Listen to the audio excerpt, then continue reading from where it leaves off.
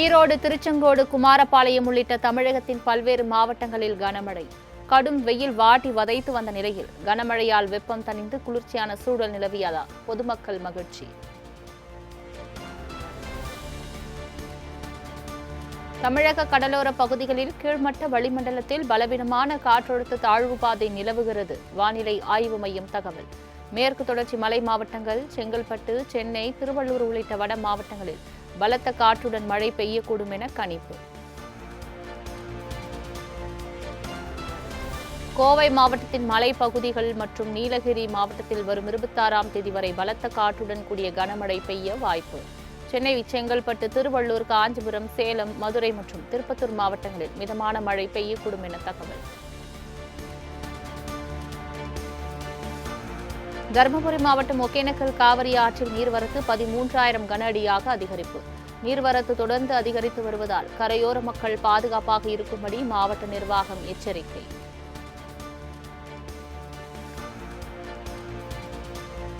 மேட்டூர் அணைக்கு நீர்வரத்து வினாடிக்கு 12,324 கன அடியிலிருந்து 12,883 கன அடியாக அதிகரிப்பு.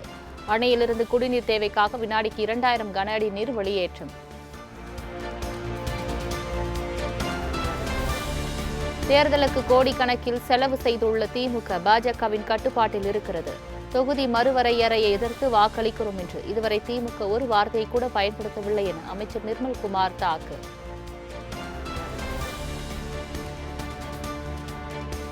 எதிர்க்கட்சியினருக்கு ஊழல், கட்சி நிதி என்று கூறினாலே கோபம் வருகிறது. சட்டப்பேரவையில் எதிர்க்கட்சியினர் தேவையில்லாத வார்த்தையை பேசும்போது தான் பதில் சொல்ல வேண்டியுள்ளது என அமைச்சர் நிர்மல்குமார் பேட்டி.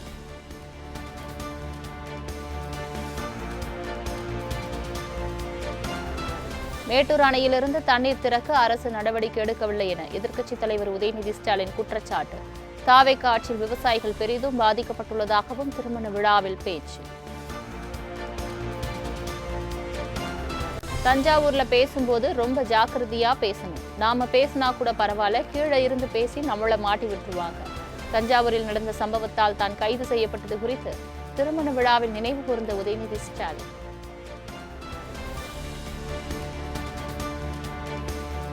முதலமைச்சர் விஜய் பற்றி ஆபாசமாக பேசி அவரை போலவே நடித்து காட்டிய திமுக எம்எல்ஏ துரை சந்திரசேகரனால் பரபரப்பு. அமைச்சர்கள் ராஜ்மோகன் மற்றும் கீர்த்தனா குறித்த சர்ச்சை கருத்தை சிரித்தபடி பார்த்து கொண்டிருந்த எதிர்க்கட்சித் தலைவர் உதயநிதி. தாவேகா ஆட்சியில் குற்றங்கள் பெருகி சட்டம் ஒழுங்கு சீரழிந்து விட்டதாக திமுக எம்பி கனிமொழி குற்றச்சாட்டு. குற்ற செயல்களில் ஈடுபட்டவர்களில் பெரும்பாலானோர் தாவேகாவினர் என்பதால் எந்த நடவடிக்கையும் எடுக்கப்படவில்லை எனவும் காட்டம்.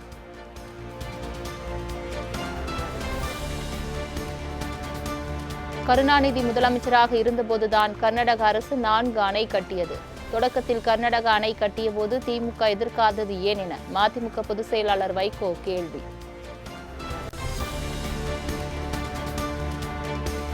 டெல்டா மாவட்டங்களில் மழையால் ஏற்பட்டுள்ள நெற்பயிர்களுக்கு உரிய இழப்பீடு வழங்க அதிமுக பொதுச் செயலாளர் எடப்பாடி பழனிசாமி வலியுறுத்தல். விவசாயிகளின் கண்ணீரை துடைப்பது தாவேகா கூட்டணி அரசின் கடமை என்றும் அறிவுறுத்தல்.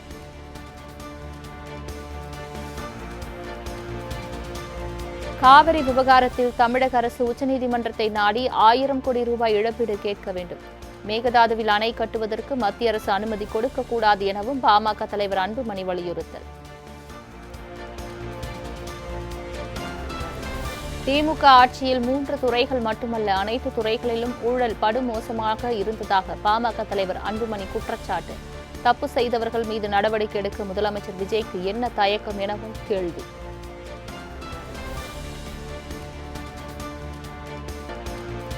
புதுவை சட்டசபையில் கவர்னர் உரையுடன் பட்ஜெட் கூட்டத்தொடர் நாளை தொடக்கம். 2026-27ஆம் ஆண்டுக்கு ரூபாய் 14,300 கோடி பட்ஜெட் தாக்கல் செய்கிறார் முதலமைச்சர் ரங்கசாமி.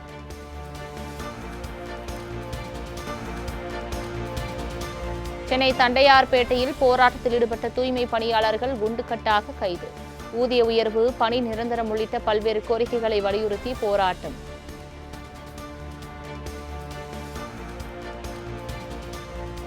முதலமைச்சர் விஜயை சந்தித்து பேச்சுவார்த்தை நடத்த நடவடிக்கை எடுக்கப்படவில்லை. தாங்கள் கேட்கும் ஊதிய உயர்வு 25,000 அரசால் கொடுக்க முடியாதா எனவும் தூய்மை பணியாளர்கள் கேள்வி.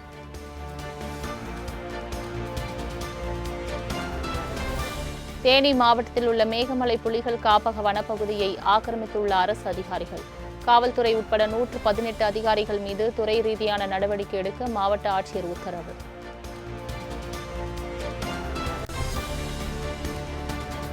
நாளைய சட்டப்பேரவை கூட்டத்தொடரில் எதிர்க்கட்சிகள் கேள்விக்கு முதலமைச்சர் பதில் அளிப்பார். மீன்வளத்துறை அமைச்சர் ஸ்ரீநாத் பேட்டி.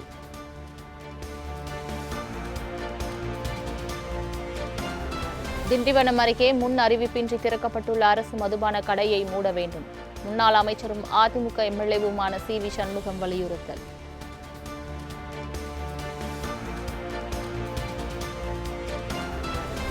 ஆல்கஹால் புகையிலைகளை விட ஆபத்தானது மொபைல் போன்கள் தான். ஈஷா சார்பில் நடைபெறும் ஈஷா கிராமோத்சவம் விளையாட்டுப் போட்டிகளை துவக்கி வைத்த எம்எல்ஏ கனிமொழி சந்தோஷ் பேச்சு.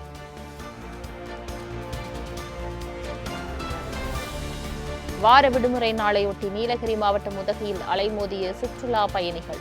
உதகை அரசு தாவரவியல் பூங்கா, ரோஜா பூங்கா, படகு இல்லம், தொட்டபெட்டா மலை சிகரம் உள்ளிட்ட சுற்றுலா தலங்களை கண்டு ரசிப்பு.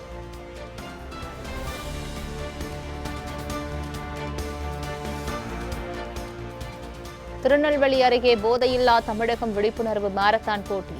5000க்கும் மேற்பட்டோர் உற்சாகமாக பங்கேற்று ஓட்டம்.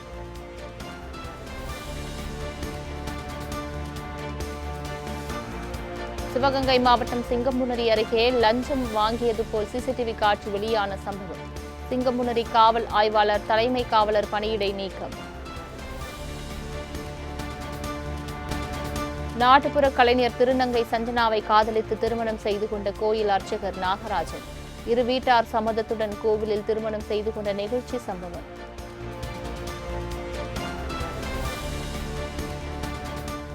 நல்லது செய்ய வேண்டுமென்றால் எங்கிருந்து வேண்டுமானாலும் செய்யலாம், எப்படி வேண்டுமானாலும் செய்யலாம். அரசியலுக்கு வந்து செய்யலாம், வராமலும் செய்யலாம் என நடிகர் ரவிமோகன் பரபரப்பு பேட்டி. 20 விண்வெளி ஸ்டார்ட் அப் நிறுவனங்களின் தலைமை செயல் அதிகாரிகளுடன் பிரதமர் மோடி கலந்துரையாடல். Skyroot Aerospace, Agnikul, Cosmos, Pixel, Dhruva space உள்ளிட்ட 20 ஸ்டார்ட் அப் நிறுவனங்களின் தலைவர்கள் பங்கேற்பு.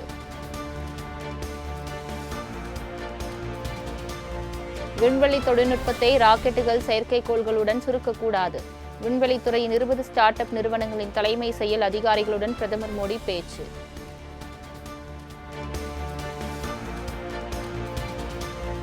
நாம் எடுக்கும் முடிவுகளில் உறுதியாக இருக்க வேண்டும். அவற்றை அடிக்கடி மாற்றிக் கொண்டிருக்க கூடாது என்பதே அரசின் நிலைப்பாடு. தங்களை யாரும் கைவிட மாட்டார்கள் என்ற நம்பிக்கையை உருவாக்குவதே அரசின் முயற்சியாகும் என ஸ்டார்ட் அப் நிறுவனங்கள் ஆலோசனையில் பிரதமர் மோடி பேச்சு.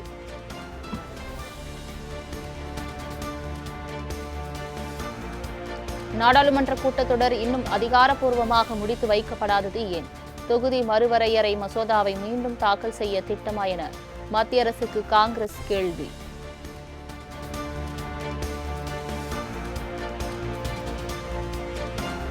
ஆபரேஷன் சிந்தூர் மூலம் இந்தியா மட்டுமல்ல ஒட்டுமொத்த உலகமும் உள்நாட்டு தயாரிப்பு ஆயுதங்களின் மதிப்பை உணர்ந்து கொண்டது. கொல்கத்தாவில் நடந்த விழாவில் பாதுகாப்புத்துறை அமைச்சர் ராஜ்நாத் சிங் பேச்சு. மத்தியில் பாஜக அரசு பதவியேற்ற 12 ஆண்டுகளில் எதன் விலைதான் குறைந்துள்ளது? சர்க்கரை விலை ஏற்றம் குறித்த கேள்விக்கு சிவசேனா யுபிடி எம்பி சஞ்சய் ராவத் கருத்து.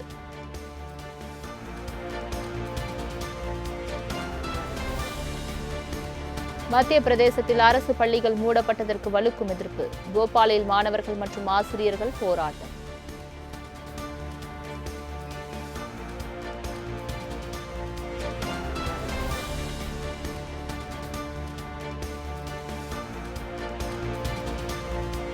டெல்லியில் 1777 பேருக்கு பன்றி காய்ச்சல் பரவல்.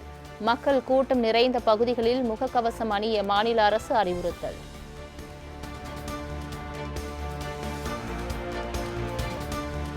இலங்கைக்கு எதிரான கடைசி டெஸ்ட் கிரிக்கெட் போட்டி. முதல் நாள் ஆட்ட நேர இறுதியில் 5 விக்கெட்கள் இழப்புக்கு 300 ரன்கள் எடுத்து வலுவான நிலையில் இந்தியா.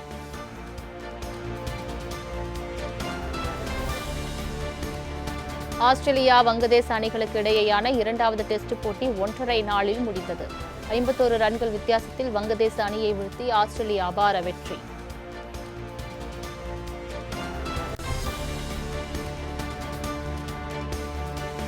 ஜப்பானில் நடைபெறவுள்ள 2026 ஆசிய விளையாட்டுப் போட்டி. இந்திய ஆண்கள் மற்றும் பெண்கள் கபடி அணிகள் அறிவிப்பு.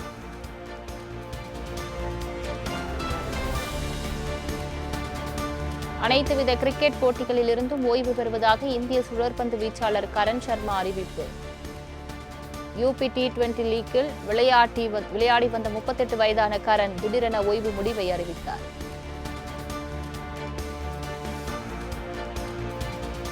அடுத்த வாரத்தில் தங்கம் மற்றும் வெள்ளியின் விலை குறைவதற்கு வாய்ப்புள்ளதாக ஆய்வாளர்கள் கணிப்பு. உலகளாவிய பொருளாதார சூழல் மற்றும் பணவீக்க தரவுகளை பொறுத்தே சந்தையின் முழுமையான இயக்கம் அமையும் எனவும் தகவல்.